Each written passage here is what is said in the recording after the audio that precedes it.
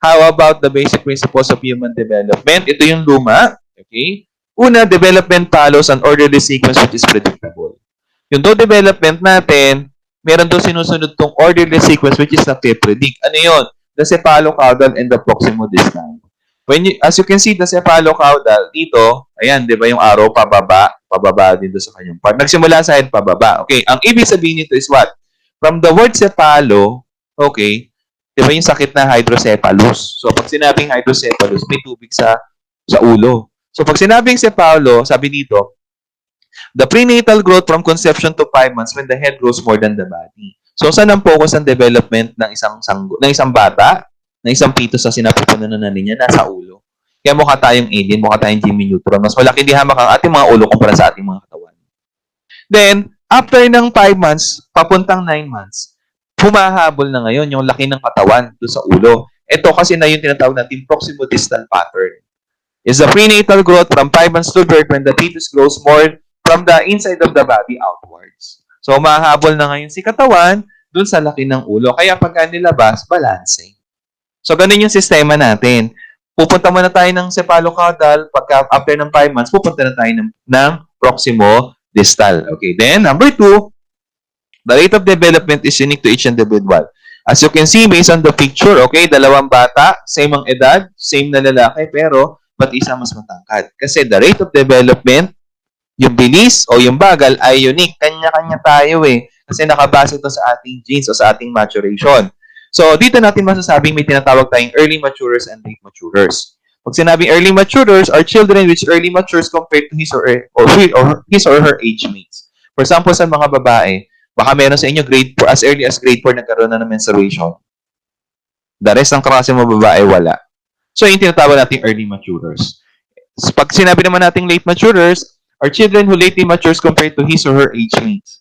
Yung classmate mo, ikaw, mga classmate mo nagkaroon ng menstruation, ikaw wala pa. Nung first year high school ka pa lang, doon ka pa lang nagkaroon. So, you can consider yourself as what? As a late maturer. Meron talagang nauuna, meron talagang nahuhuli. Kasi nga, the rate of development is unique. The number 3, development involves what? Change. Physically, di ba? Mula doon sa kakahon ng sapatos tayo, tapos yung kamusta na, kitatangkad na natin, ibibigat pa. Pagdating sa learning, nauuto ka dati. Di ba? Nauutakan ka doon sa kinakain mo. Pero pagtanda mo, kamusta? Hindi na. So, development involves what? Change.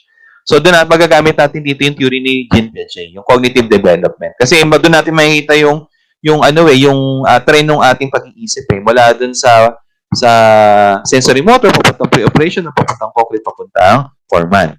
The number 4, early development is more critical than the later development. Diba? Kung yung bata pa lang, sa bahay pa lang, hindi pa siya nagkikinder, tinuturuan mo na siyang magsulat. Diba?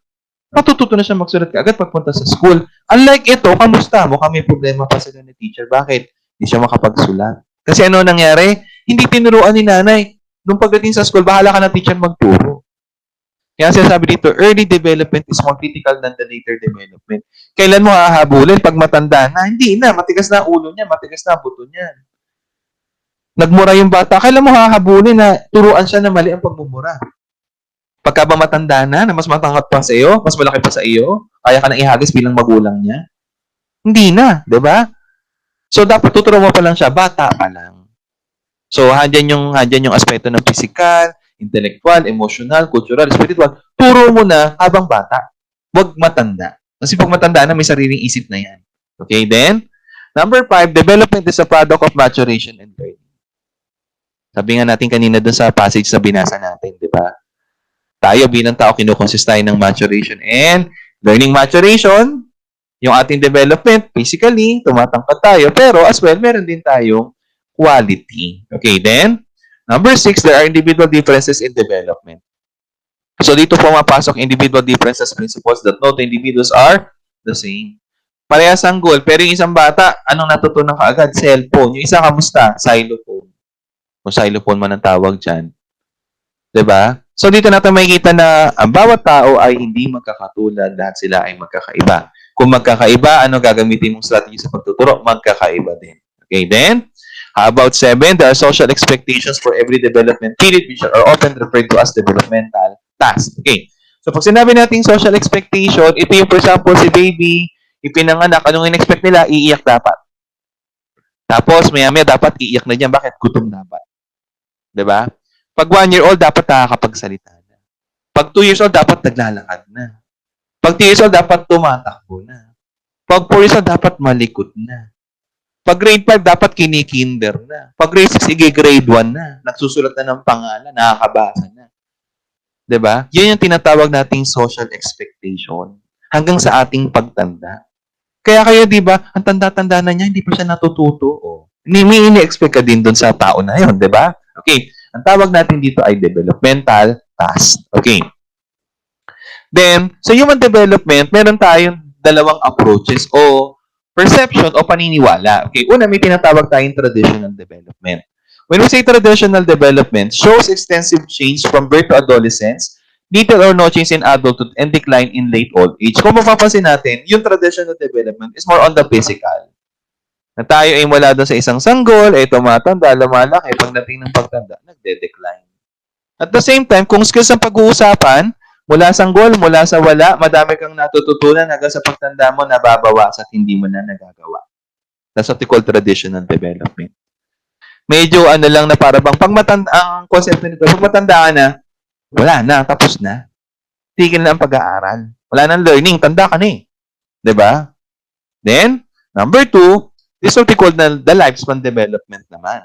Even in adulthood, developmental change takes place as it does during childhood. So, kung mapapansin natin dito, pasin niyo si Lola, oh. 'Di ba? Tanda-tanda na niya, pero kamusta? Okay, nag-aaral siya mag-computer. Sabi niya, okay, I turn it on. Now, what? Ano susunod? This is what we call lifespan. Sa lifespan class, wala kang pakialam kung matanda ka na. Ang konsepto mo is what? Kahit matanda ako, pwede pa rin akong matuto. Unlike sa traditional, pag matanda ka na, stop na dapat. Diba? So, kung mapapansin ninyo, mas maganda yung lifespan development. Dito ngayon pumapasok class yung lifelong learners. Yung sinasabi nating lifelong learners. Kasi nga, pag sinabing lifelong, hanggang di kayo buhay, katulad ni Lola, may di ka matuto. Sa tradition, pag sinabi, ay naku, pag matanda na ako, wag na. Wag na mag-aral. Tanda na ako, di na magagamit. Ngayon, kung tatanungin niyo ako, ano pa mas maganda? Parehas yan maganda. Why? Kasi there are some limitations talaga sa katulad natin, o katulad nito. 'Di ba? Mas marami pa siyang pwedeng matutunan, pero bakit light lang yung kanyang ginagawa? Kasi nag-decline na yung kanyang physical skills. Kakayanin pa ba ni Lolang mag-swimming? Kakayanin pa ba ni Lolang magbuhat ng barbell? 'Di ba? Para sumali siya sa SEA Games. Hindi na niya yung kakayanin kasi physically, hindi na talaga kaya. Nandun tayo sa traditional. Pero sinasabi lang natin is what? Sa lifespan, kahit sabihin tumatanda ka, humihina ng physical mo, yun yung traditional. Humihina man ang physical concept, ang aspect mo. Pero, may mga bagay pa rin na pwede kang matutunan. Katulad nitong mga life lang. Okay, then? So, number 2, number 1 pala tayo ng characteristics ng lifespan. Okay, number 1 is development is lifelong. So, dito, sabi ko nga kanina, dito natin nakuha yung lifelong learning. So, ang lifespan development, hindi tayo gagawin long life, but rather lifelong. Kung sinabing lifelong, hanggat buhay, ikaw ay matututo. Okay, katulad yan, nung ikay bata, nagbabasa, hanggang sa iyong pagtanda, nagbabasa ka pa rin. Kasi natututo ka pa rin. Hindi yung, tanda ka na, ba't ka pa nagbabasa? Traditional yun. Then, number 2, development is plastic. When we say plastic is what? It is stretchable. Diba? Parang last eh. Sabi ko nga sa mga estudyante ko, sino ang makapagsasabi na isang last hanggang doon lang ang pwede niyang mabanat? Yung bumabanat o yung mismong last yung binabanat? Para sa akin, yung lasting mismong binabanat, ang nakakaalam ko hanggang saan lang ang kaya niya. Kasi, kung alam ng bumabanat, definitely, hindi niya mapipigtas yung lasting. Pero kadalasan, di ba, pag binabanat na yung lasting, napipigtas. Bakit? Ang nakakaalam lang naman yung lasting, hindi ikaw eh. So dito, class, kahit sabing matanda ka na, ikaw pa rin makapagsasabi kung kakayanin mo ba o hindi na, hindi ibang tao. Ikaw mismo yun. Kaya nga development is plastic. So kahit sabing matanda ka na, pwede kang maging lola pops o lolo pops. Na social, may Facebook, may Messenger, may Twitter, may Instagram. Daig pa ako. Okay, then, number 3, development is multidimensional. When we say development is multidimensional, the different aspects of development, we have the physical, the intellectual, the social, the moral, and then the spiritual. So when we say multidimensional, many dimensions. Bakit, sir, dapat many? Kasi remember, ang aim natin is to become a holistic learner. When we say holistic, all aspects. Diba? Buo. Number 3.1, to understand multidimensional. So sabi dito, development is relatively orderly. So nandyan pa rin yung tinatawag natin na cephalocaudal and proximo-distal. Then, development takes place gradually. So when we say gradually, paonte-onte, hindi biglaan. Wala namang yung pinanganak na sanggol ngayon, bukas makalawa, matanda na siya. Wala namang ganun, di ba? So, kumbaga, may mga panahon talaga na tatanda ka hanggang sa tumanda, maging matandang matanda. Okay, then, number 4, development is contextual. Nakabase sa environment eh. Kung mapapansin nyo, kamusta yung pananamit ng 70s, 80s, 90s, at saka ng 2000? Diba? Ganyan yung mga damit nila. Pasinin nyo din yung learning natin. Diba? Oh, mga pinanganak ng 70s, 80s, 90s, saka 2000, bago pa ng K-12 ng 2012, kamusta? 2013, ano? Ang alam natin hanggang 4th year high school. Wala tayong alam na masyadong technical vocational skills. Pero bakit yung mga graduates ng K-12, meron silang alam na technical vocational skills? Kasi development is contextual. Nakabase din dun sa panahon. Okay? Nakabase din dun sa period na kung saan sila ipinanganak. Diba? So that's what we call development is contextual. Okay? Kaya mapapansin nyo naman yan eh. Yung pananamit halimbawa, yung si sir, kung manamit, halata mo pang 80 siya ipinanganak. O, kayo naman, naku, halatang-halata talagang kayo na, mga Generation C, Generation X, XYZ, mga ganyan-ganyan. Di ba? Bakit? Kasi grabe yung mga pananamit, di ba? Okay, then, number 5, development involves growth, maintenance, and regulation. Una, growth. Bakit? Kasi mula dun sa maliit na sanggol hanggang sa tumangkad-tumangkad. Pero, habang tayo tumatanda, kamusta? We maintain whatever we do. Why? Kasi yun lang talaga na yung kaya mo eh. Pero pag tanda mo na halos, nire-regulate mo na lang. So, parang halimbawa, kay bata, nagkaroon ka ng growth, kaya mo maglakad mula isang baryo papunta sa kabilang baryo, hanggang, for example, mga edad 40, ayan, na-maintain mo pa yun. Pero pag tanda mo, kamusta? Hindi na kaya. Mga 5 minuto na lang ang kaya mong itayo para maglakad. So, nire-regulate na lang natin. Even yung learning na pwede nating magawa. Diba? Dati nung tayo bata, ang dami nating pwedeng matutunan. Kaya nga pagsabay-sabay na ang lahat eh. Tapos, for example, mga edad 30, 40, 15, i-maintain natin yan. Pero kamusta pagka 16 na? Nire-regulate na lang natin. Yung dati natin nagagawa ng 20, ngayon nagagawa na lang natin ng 5 o ng 6 o ng 7. Konti na lang. Okay. Pero ang aim natin is what? Still functioning. Okay. Then, how about the stages of development and developmental tasks? Okay. So, para matandaan natin yung stages of development and developmental tasks, pwede natin gamitin yung acronym na PIMA-EMLA. So, prenatal, infancy, early childhood, middle and late childhood, adolescence, early adulthood, middle adulthood, and late adulthood. Okay. So, simulan natin sa sa developmental tasks. So, nabanggit na natin ito kanina. So, developmental task, sabi dito, in each stage of development, a certain task or tasks are expected of every individual. So, syempre, talagang pagka 1 year, expect natin magsasalita na siya. Developmental task na yon. Then, sabi ni Robert J. Habigurst, he defines developmental tasks as one that arises at a certain period in our life. Okay, so pag sinabing arises at a certain period in our life, in every period ng buhay natin, in every edad na meron tayo, in every age na tumatanda tayo, we expect sa atin ang mga tao. Social expectations yun. The successful achievement of which leads to happiness and success with later tasks, while failure leads to unhappiness, social disapproval, and difficulty with later tasks. Yun lang. Kapag na-achieve natin, masaya. Pero pag hindi natin na-achieve, hindi. Na-expect mo, ikaw dapat matured ka na, kaso hindi pa. Ayan. Siyempre, hindi happy yun, di ba?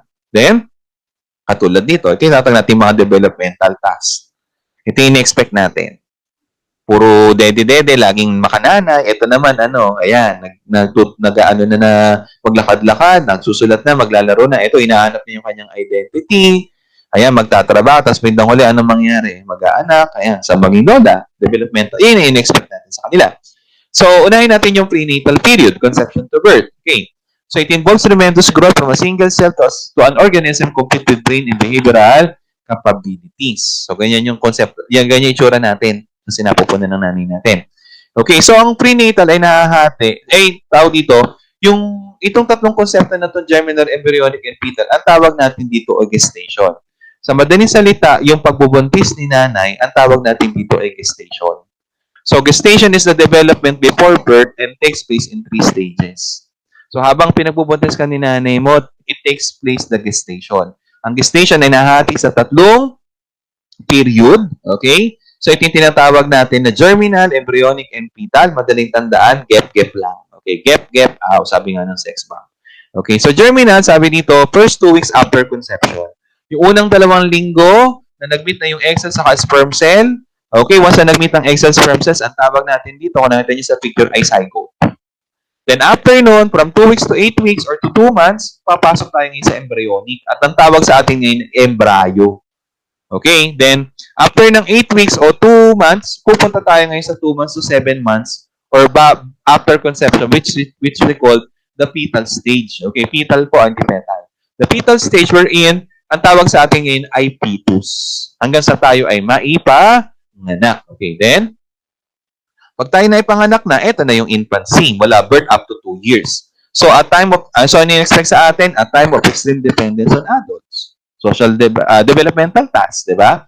So, katulad nito, hindi naman niya kakayanin magpalit ng pampers, maligo, magtimpla ng dede, alagaan ng kanyang sarili, hugasan ng kanyang sarili pag siya pumupo. So, totally, ang in-expect natin dito, ang developmental task ng bata is what? Uha, nanay, gawin mo to, ganun, linisin mo ko. Pagka nakakita ka ng anak na pinanganak mo pa lang, tapos biglang tumayo na nagpaligo siya sa sarili niya, matakot ka. Hindi na in-expect natin developmentals na gagawin na isang kapapanganak lang na sanggol. So, many psychological activities are just beginning, the language, the symbolic thought, sensory motor coordination, and social learning. Okay, so yun yung in-expect natin sa kanila or developmental tasks. Then, sa infancy, from birth up to 2 years, mayroon tayong tinatawag na motor skills. Okay, so yung motor skills, hindi po ito yung literal na motor. Okay, ito po yung tinatawag natin na more on our muscles. Okay, so we have 2 types of motor skills. We have the gross motor and then the fine motor. Pag sinabi natin gross motor, from the word gross, we use large muscles. Okay, katulad ng mga gantong activity wherein we lift our heads, grab things of the cabinet, chasing the ball. Then, pag sinabi naman natin fine motor skills are refined. When we say refined, small muscles. Okay, such as writing, drawing, and buttoning. Diba? Hindi naman kailangang i-flex ang mga triceps o biceps mo habang nagbubotones ka. Diba? Hindi rin kailangan galit na galit ang muscle mo habang ay nagdodrawing o nagsusulat. Diba? Magkaiba yung magkaiba yung activity Ito mas active yung activity. Diba? Kaya nga, gross motor ang ginagamit. Then ito naman, habang nakaupo ka lang, nagsusulat ka lang, wala masyadong muscles, small muscles ang ginagamit mo, that's what we call fine motor skills. Okay, then, kadalasan din sa infancy, tinatawag din tayong lap baby. Why? Kasi during the first year of baby, lagi tayo nasa lap ng ating mga nanay. Okay, o nung nag-aalaga sa atin. Then, pagdating naman ng second year of life natin, basta tayo nag 2 years, tinatawag tayong toddler. Okay, pero ang lap baby at toddler, pasok pa rin siya sa infancy stage, ha? Okay, nga lang, pagka 1 year old, lap baby, pagka 2 years old na, toddler na. Okay, then how about the language development? Okay, so dito sa language development ng infant, nade-develop natin yung tinatawag nating holophrases. Pag sinabi nating holophrases, ito yung tawag natin mga one-word utterances such as the word mama, dada, nanay, tatay, papa, mama, mga ganun. Then, habang tayo lumalaki, okay, we have telegraphic speech. Pag sinabi natin telegraphic speech, ito yung mga 2-word or 3-word utterances with rudimentary syntax but with articles and prepositions missing. So, pag sinasabi natin ganun, may mga 2 salita o 3 salita na nasasabi na natin, hindi katulad ng 1-word utterances ng holophrases lang, pero wala kumbaga kulang, may kulang. Halimbawa, baby chair. Ibig sabihin, iupo mo siya sa upuan. Hindi sabihin, nanay, iupo mo ako doon sa upuan. Hindi, ganun Diba? Teddy give. Diba? So, mali. Diba? Dapat, ibigay mo sa akin si Teddy. Hindi Teddy bigay. Mga ganun, diba? Okay. Then, how about the language acquisition device? Sabi ni Noam Chomsky, okay, dito daw nag-start na ma-develop yung ating LAD o language acquisition device, which is coined and termed by Noam Chomsky. Sabi niya, it is a metaphorical organ that is responsible for language learning. So when you say metaphorical organ, wala yan physically o wala yan literally sa ating utak. Hindi rin niya sinasabi kung nasaan eh. Pero sinasabi lang niya is, ang tao daw, meron daw parang isang device na tinatawag niyang language acquisition kung paano tayo natututo ng lingwahe. So, hindi yung nagagamit natin kung paano natin nasasabing mama, papa, at kung paano halimbawa isang Aita dinala mo sa Amerika biglang naging Inglesero. Paano nangyari yon? Kung tatanungin mo si Noam Chomsky, ano sasagot niya? May lad siya. Diba? Language acquisition device. Then, sa formative years din, okay, pag sinabi natin formative years, first 3 years in life, so 1 year old to 3 years old, since ang infancy is from 1 year old up to 2 years old, pasok siya sa formative years. Okay. So sa formative years, nandito din yung tinatawag nating attachment theory. When we say attachment theory, okay, the father of the theory itself is Dr. John Bowley. It has an emotional bond and closeness to a specific figure. Kung lagi ang nanay ang kanyang nag-aalaga sa kanya, ano nangyari? Meron siyang bonding doon sa nanay niya. Pag nawala yung nanay, iiyak. Pero pagka nandiyan na si nanay, tahimik na. Diba? Ito yung natawag nating attachment theory. Kaya di ba yun yung problema kapag kasi nanay aalis ng matagal, tapos may iwan si baby, halos ang nag-aalaga lagi doon sa baby ay yung nanay niya. Kaya minsan, alam ko, ewan ko lang kung ginagawa ng mga nanay dito, yung minsan yung damit ng nanay na hinubad, yun yung sinusuot ng kung papalit na mag-aalaga. Para iba man yung itsura, pero yung amoy, yung pa rin. Diba? May mga ganon. Then, how about the temperament? So, dito lumilito na yung temperament ng bata. How a child responds emotionally to objects, events, and people. Pero mga bata, pag ipapakilala, umiiyak, natatakot. Pero iba naman happy, iba naman tahimik. Diba? So, dito makikita na natin yung landscape ng bata pagtanda. Then, magkakaroon din dito ng separation anxiety ang bata from birth up to 2 years. Sabi dito, unfamiliar situations or objects often elicit fear responses. Mother leaves them in an unfamiliar place. So, kadalasan, nagbawa, si nanay aalis, iiwanan si baby saan? Doon, sa bahay ni Lola. Ngayon lang napunta yung baby sa bahay ni Lola. Bago sa kanya yon. Tapos yung tao bago din. May attachment na siya sa nanay niya. Wala yung nanay niya. Magkakaroon na ng separation anxiety yan. Diba? Kaya yung nanay iyak na, yung bata iyak na, iyak. Kasi bakit? Hindi ko naman kilala yung lugar na to, tapos nag-aalaga sa akin, hindi ko rin kilala. Diba? So, mas makikita natin yung separation anxiety lalo mas kapag mag-aaral na sila sa kinder. Di ba nakikita niyo sa TV yon? Mga 1 linggo, 2 linggong iyak ang portion. Kasi ayaw nila pumasok sa classroom. Bakit? Kasi nga, hindi sila pamilya. Kaya ang technique doon, class, ay lagi mo dadalhin yung bata sa school. Lagi mo siyang itutur doon na, diyan ka mag-aaral, ito yung sa teacher, magiging teacher mo, yan yung mga magiging classmate mo, para maging pamilyar. Diba? Ganon din yung baby. Gagala mo lagi para ipapakilala mo sa iba, para pagka kailangan mo umalis, ibang mag-aalaga kasi madedevelop din ng attachment yung bata sa ibang tao. Then, how about early childhood years, 3 to 5 years, okay? So, young children learn to become more self-sufficient and to care for themselves, develop school readiness skills, and spend many hours in play with peers. Ayan. So, ito yung in-expect natin sa kanila, developmental task. Kaya na nilang kumain mag-isa, uminom mag-isa. Kaya siguro, pagdating sa hugas sa puwet, ano pa rin to, yung nanay pa rin siguro, no? Okay, then, ano pa? School readiness skills. They able now to what? To count 1, 2, 3, 4, up to 10. To recite A, B, C, D. To write their names. Ayan. And as well, in-expect natin sa kanila, gusto nila laro with some playmates, diba? Then, so, sa early childhood years, mas madedevelop yung gross motor development natin. Okay, so under the gross motor development, again, ito yung development na kung saan gumagamit ng larger muscles. Pagka konti lang o small muscles lang, that is fine yun. Then, under sa gross motor, meron tayong 3 skills na nagagawa. We have the locomotor skills. So, locomotor, going from one place to another, such as what? Walking, running, and climbing. So, when you say locomotor skills, sa madaling salita, may bago sa direction na nakakamove ka from one place to another. Katulad ng walking from one place to another, running from one place to another, climbing, wala doon sa ibaba, papunta sa itaas. That's what we call locomotor. There's a change. Okay, from place, from one to another. Then, how about non-locomotor skills? Pag sinabi natin, yung sa locomotor, may movement from one place to another, naglagay ka ng prefix na non, it means stay in one place. Such as what? Magbe-bending ka, stretching ka, turning ka, sa isang lugar ka lang.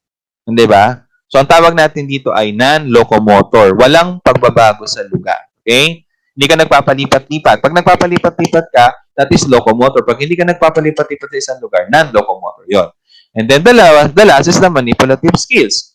When we say manipulative skills, involve projecting and receiving objects such as throwing, striking, and bouncing. 'Di ba? Yung for example, pinasahan mo ng bola si bata na catch niya, ang tawag doon is manipulative skills. Tinuruan mo siya mag-badminton, nakakain na niya yung raketa, ipalo niya doon sa sa shuttlecock. That's what we call manipulative skills. Okay, then ano ngayon ang sinasabi ng mga parents regarding sa mga batang early childhood years? Okay, ito yung mga the problem, the troublesome, and then the toy age. Bakit the problem? Kamusta naman yung anak mo pagka ganire? Siguro ang takot lang nung nanay. Paano kung biglang dumulas? Nabago kang ulo, patay. How about troublesome? Ayan. Natuwa doon sa unan. Ano doon laman? Di ayan, tiningnan. Okay, then ano pa? Mahilig ang mga bata sa laruan sa edad na early childhood. Kaya kung mapapansin nyo, yung mga kinder, yung mga classroom sa kinder, is what? Madaming mga toys. Particularly dapat educational toys. Okay? So kasi they fan of what? Playing with toys. Again, then, how about sa educators? Sinatawag ng mga educators, mga teachers ang nasa early childhood years, ito yung the preschool age o edad para dalhin sa preschool. Okay, bakit kailangan mag-preschool? Again, early development is more critical than the later development. Then, ano naman sinasabi ng psychologists? Ito daw yung pre-gang. Ano yung pre-gang? Nag-start na sila magkaroon ng tropa. Bati tayo, Yan. Ano pa? Exploratory. Malilikot sila. Gusto nilang, ano yan? Patingin nga. Ganon. Ano pa? The question is, bakit ganito?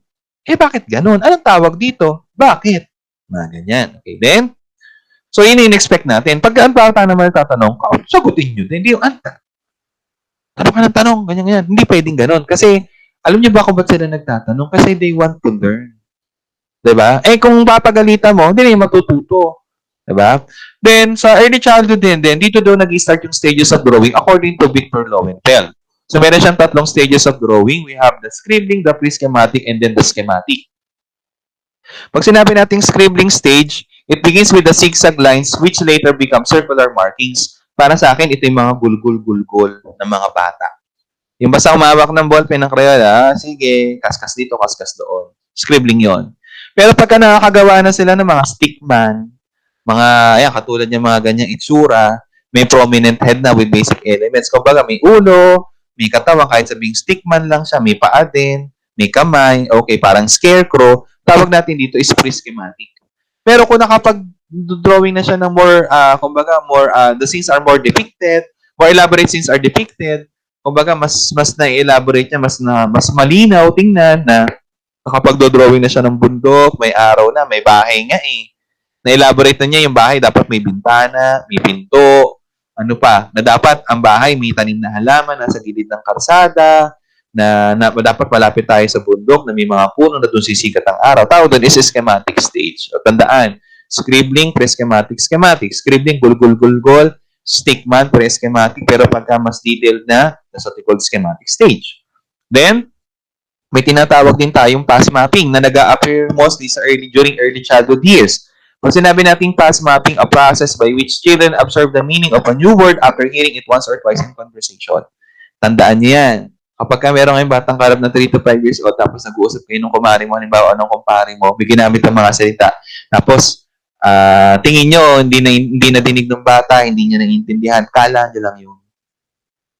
Yung akala nyo na yun, naiintindihan niya yun. At magugulat ka na lang isang araw, gagamitin niya yung salita na yun sa hindi mo inaasahang pagkakataon. Okay, then sa early childhood din, dito din nakikita din natin na nag-a-appear yung theory of mind niya, wherein sabi dito, refers to individual's thoughts about how mental processes work. Okay, so dito na niya nalalaman na meron pala siyang isip. Kasi halimbawa, meron siya na ibang bagay. Sino magpapaalala siya pag naibang isang bagay? Di ba yung utak mo?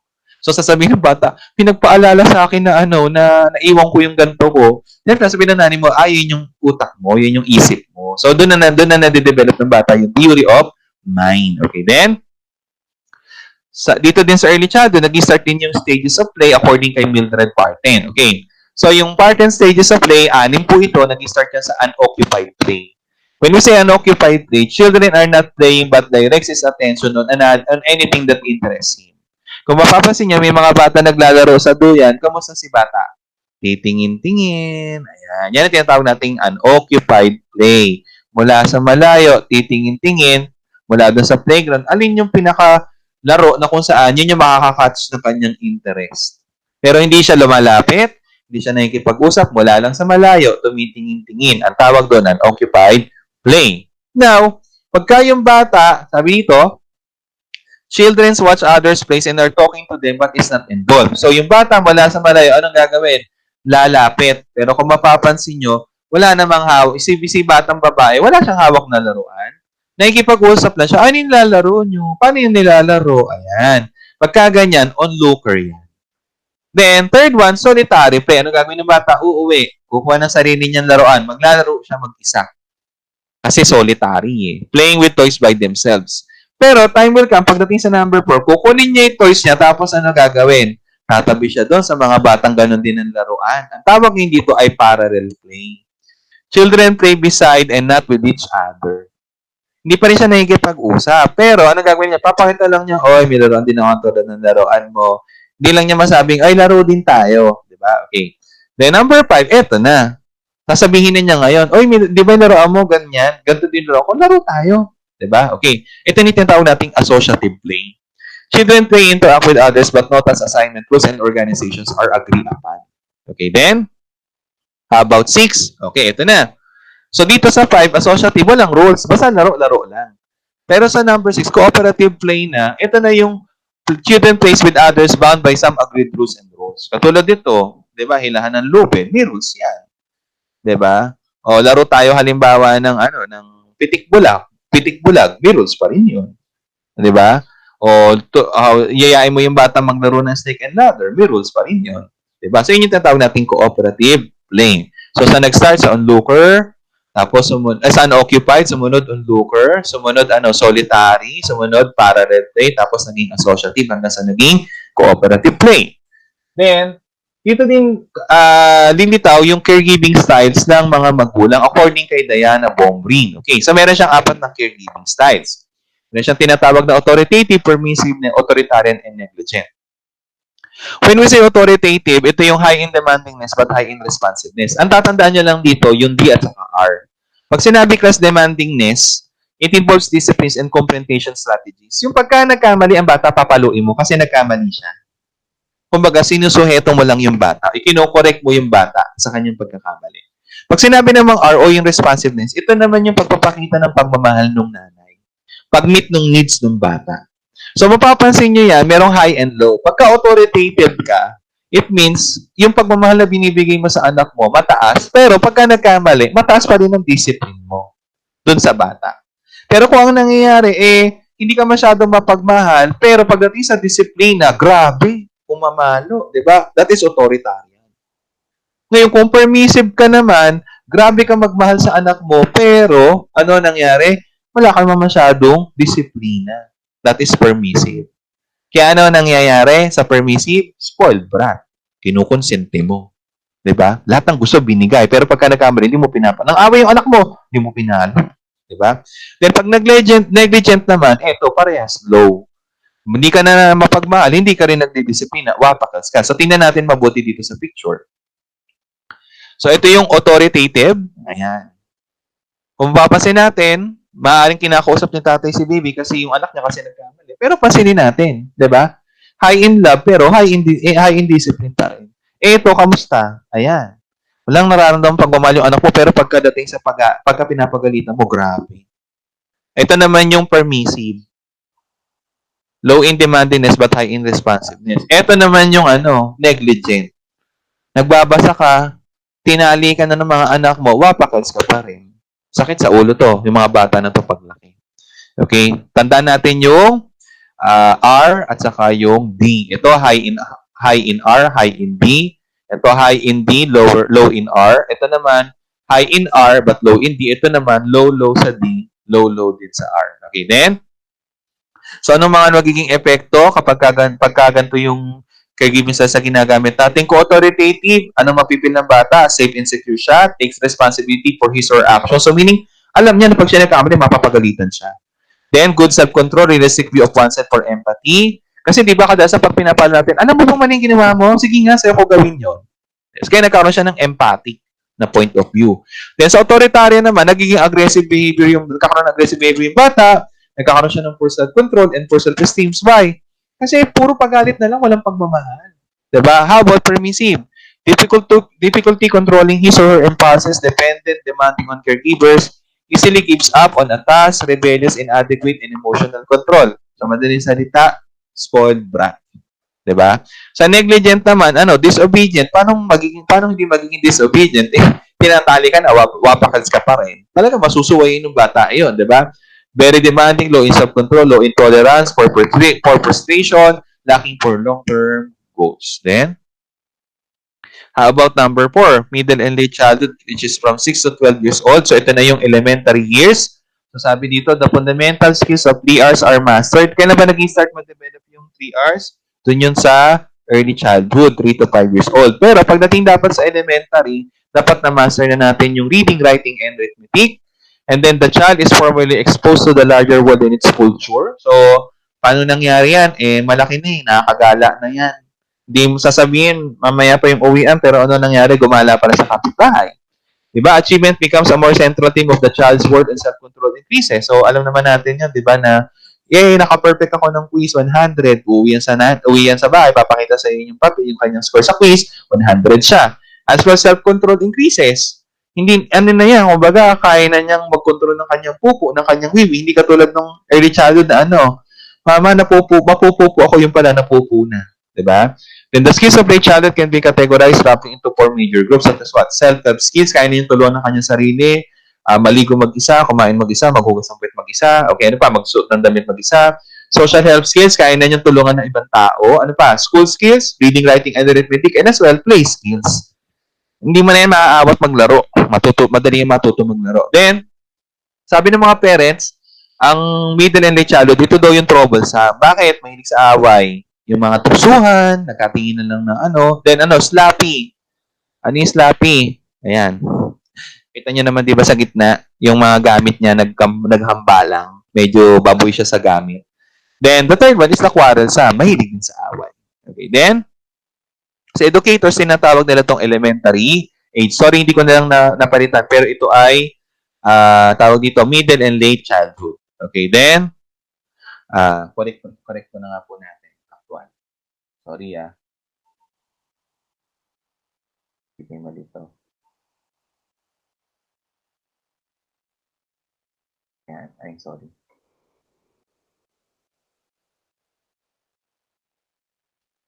So again, sa educators, tinatawag tong elementary age. Pero pagdating naman sa psychologists, tinatawag nila tong gang age. Bakit gang age? May gang na talaga. May tropa na talaga. Alam naman natin, di ba na tayo nag-elementary, may tropa. Sabay-sabay kayong kakain, iihi, may mga ganun, di ba? Pagka maglalaro, kayo din. Saan pa? Age of conformity. Kung ano meron si classmate nito, gusto mo, meron ka din nun. You don't want to be left behind. Kung ano uso. Then, age of creativity, natutunan tayo magawa ng artwork, etc. and etc. Then, pagdating sa adolescence naman, which is 13 to 18 years of old, sabi dito, it begins with rapid physical changes, dramatic gains in height and weight, changes in body contour, and the development of sexual characteristics such as what? Enlargement of the breast, development of the pubic and facial hair, deepening of the voice. Sa madaling salita, yung ating reproductive organ. Then, in adolescence, sabi dito, we pursue independence and identity are prominent. So, dito, hinahanap na natin yung identity natin of who we want to be. Diba? Then, pursuit of independence, what we want is what? To live our life on our own. Diba? Sabi nga nung kanta, it's my life. It's now or never. Diba? Our thought is more logical, abstract, and idealistic. Mas logical and abstract. Why? Kasi pag-aaralan natin ito kay Jean Piaget. And then idealistic. And as well, the more time is spent outside of the family. Why? Kasi mas gusto natin kasama ang ating mga tropa peeps, ating mga repa peeps. Okay, then?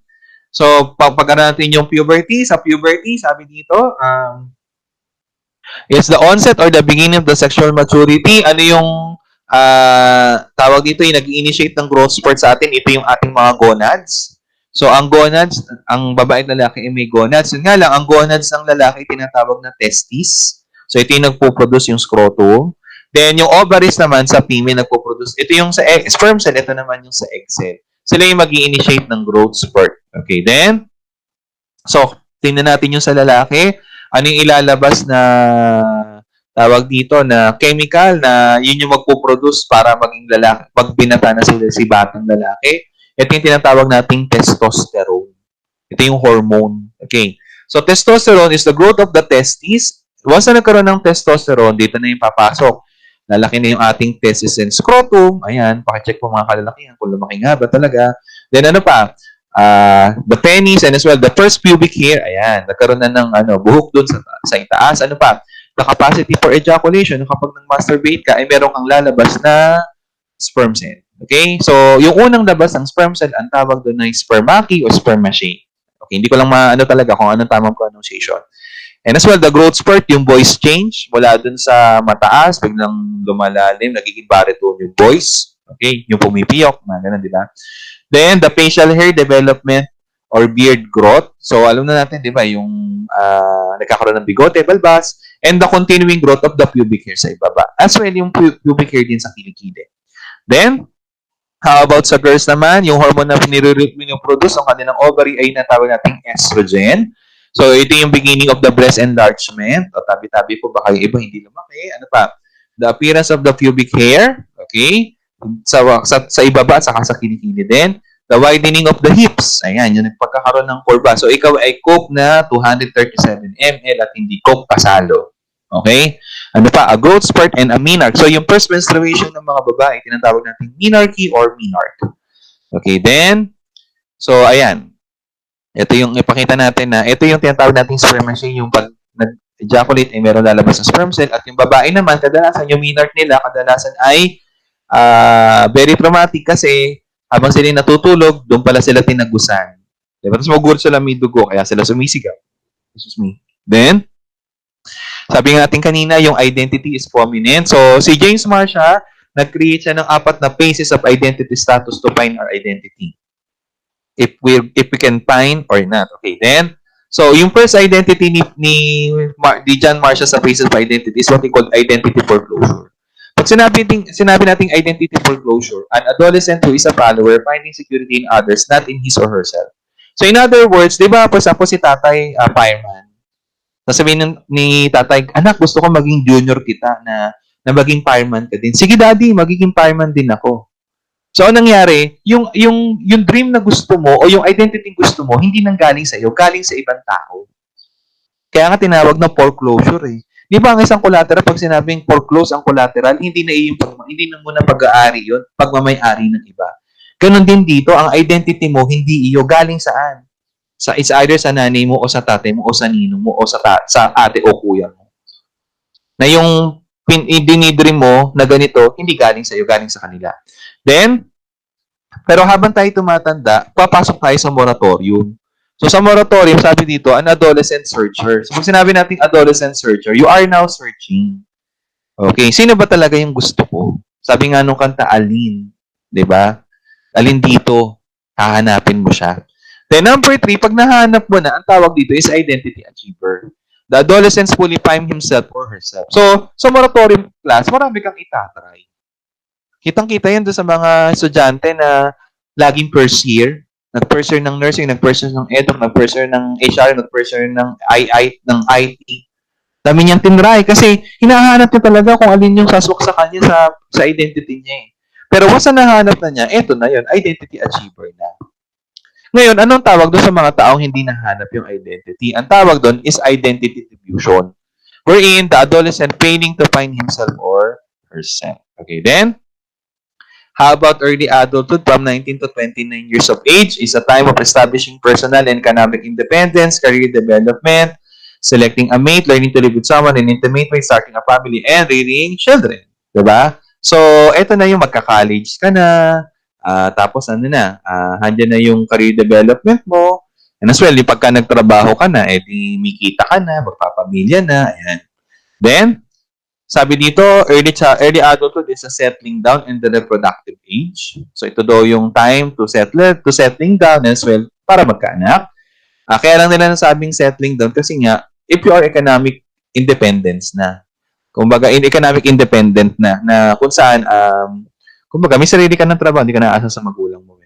And as well, a problem age and one of emotional tension. Siyempre, mga relationship na hindi nagsasucceed, A time of social isolation na parang, ayoko na umibig, mga ganon. And as well, a time of commitment naman kasi in love kayo, paano gagawin? And then, a dependency of body changes of creativity and of adjustment to a new life pattern. Ano yung dependency? With your special someone. Di ba? Yung kumain ka na ba? Para hindi ka makakatulog na hindi ka niya tinetext, hindi ka niya tinatawagan. Then, dati, sarili mo lang problema mo. Ngayon, dalawa na kayo. Di ba? Then, how about middle adulthood? 30 to 60 years old. Okay? A time of expanding personal and social involvement and responsibility. So dito, hindi lang asawa mo, may mga anak ka na. 'Di ba? So yung personal and social involvement at responsibility mo na i-expand. Hindi lang doon sa asawa mo ngayon, sa mga anak-anak mo na. Assisting the next generation in becoming competent and mature individuals, pagpapalaki ng mga anak mo. Then reaching and maintaining satisfaction in a career. Okay, then how about late adulthood, 61 years and above? So ito yung dulo sa pupuntahan natin kung if ever aabutan man natin ito. In some books, in some context, tinatawag nila ito na old age. Okay, so 61 years and above. It is a time for adjustment to decreasing strength and health. Diba sabi nga, yung ating growth ay nag-i-start pero bandang huli magde-decline. So dito na yun. Nagdi-decrease na yung strength and health natin. Iba na yung yung humihina ka na. Then life review. Ayan, syempre, alam mo nang malapit na yung takapsilim ng buhay mo, life review. Kamusta ba yung buhay ko? Naging happy ba? Retirement. Pagka magtatrabaho ka, age of 65, magre-retire ka na. Then, adjustment to new social role. Dati, ikaw yung nagpapauna, ikay bata. Ngayon, ikaw na pinapaupo, ikaw na yung pinuuna. Bakit? Senior citizen. Diba? Then, punta natin yung rights of children and young person. Ba't natin ito kailangan malaman? Kasi, ang batas ay tawag dito, kapag may batas, minabiolate tayo sa batas, may kulong. So, dapat tayo bilang teacher, alam din natin ang batas sa ating mga estudyante na sa gayon, na tayo maging problema. Okay, so unang batas na na-create sa bansa natin is Presidential Decree number 603. It was created by Marcos, December 10, 1974. It lists the rights of the children and young person. So, nauna pa tayo sa UNCRC ng 1989. As early as 1974, meron na tayong batas para sa mga bata. The aim is to understand children better and for the Filipino teacher to be more aware of the children's right. Then, noong taong 1989, because of the United Nations, so nagkaroon ng convention regarding on the rights of the child, kaya tinawag na UNCRC. United Nations Conventions on the Rights of the Child, 1989, also known as the Children Act of 1989. It is a legislative measure and now the central pillar of law and policy relating to children. Anong isabihin nitong last? Sa lahat ng bansang kasapi ng United Nations, pag gagawa sila ng batas ukol sa bata, okay, ukol sa children, ang magiging basis nila o magiging pillar nila o magiging Bible nila para masabing tama yung batas na kinirate nila, ay babasin nila lagi doon sa UNCRC of 1989. It was adopted by the General Assembly of the United Nations by its Resolution 4425 of 20 November 1989. Okay, then, ano naman yung mga issues sa human development? So, sabi dito, nature versus nurture. When we say nature, class, it is the heredity. When we say nurture, yun yung environmental variable. Yung environment na kinalakihan natin, kung paano tayo pinalaki ng mga magulang natin. Ang tanong dito, alin dito mas nakaka-apekto? Is it the nature or the nurture? Nature, again, is the genes or the nurture or the environment. Then, number 2, continuity or discontinuity. Paano ba ang development natin? Katulad ba tayo ng puno ng akasya? Mula sa isang maliit na buto ng itinanim, ay lumaki ng lumaki, hanggang sa lumaki ng lumaki, lumapad yung puno. O katulad tayo ng discontinuity na katulad ng butterfly na mula sa isang cocoon, nandun tayo, nag-form tayo, nag-metamorphosis tayo hanggang sa naging butterfly tayo. Then after nun, tayo kaagad-agad ay mamamatay. Kapag ka nag-butterfly na, ala na, yan na yan. Yan na yung final form mo. Unlike yung sa continuity, yung puno ng akasya, lumalapad at lumalapad siya. Continue siya. Then, the third one is the stability or change. Diba? So, pag sinabi natin stability, kung ano ikaw ngayon. As of today, ikaw yan. Pero ang tanong ay, ikaw ba yung tao na hindi na magbabago o ikaw ba yung tao na magbabago pa? So, balikan natin. Physically, class, nature tayo. Hindi natin ma-alter yan. Kasi genes yan. Pero pagdating sa kung sino tayo magiging, kung magiging mabait ba tayo, mapagmahal ba tayo, pasabay ba tayo, nakadepende sa nurture, yun sa environment. Kaya class, sa human development class, hindi nurture lang, kasama din ang nature. Hindi nature lang, kasama din ang nurture. So yan ay dapat parehas tinitingnan. Then number 2, in terms of physical, masabi natin na kung discontinuity tayo. Kasi pag tumanda tayo, yun na yun eh. Pero kung learning ang pag-uusapan, lifespan. Walang tigil ng paglago, walang tigil ng paglaki. Then third one naman, stability or change. May mga bagay na hindi na natin nababago, pero as time goes by, nababago pa rin natin yun. Diba? Halimbawa, kung sino tayo talaga, diba? Pagdating sa trabaho, ikaw ba yung masipag o tamad? Pwede natin masibing stable yun. Kasi yun na ikaw na yun talaga, yan ka na eh. 'Di ba? Pero pagdating sa learning, marami pa akong pwedeng matutunan. That's what we call change. Okay.